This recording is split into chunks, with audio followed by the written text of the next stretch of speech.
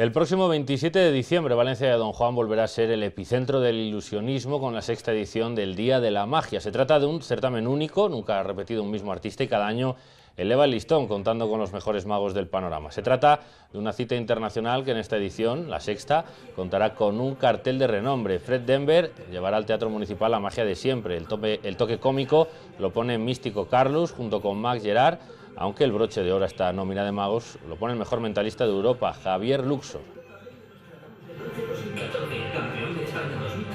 Nunca habíamos tenido mentalismo en el Día de la Magia, pero ya que este año ha sido posible, queríamos contar con el mejor de los mejores y bueno, pues es un artista que se distingue sobre todo porque, según él, es capaz de saber si mientes o no y bueno, y una serie de cualidades más. Sobre todo utiliza mucho la comunicación no verbal, la sugestión y la hipnosis. Veremos cosas realmente increíbles.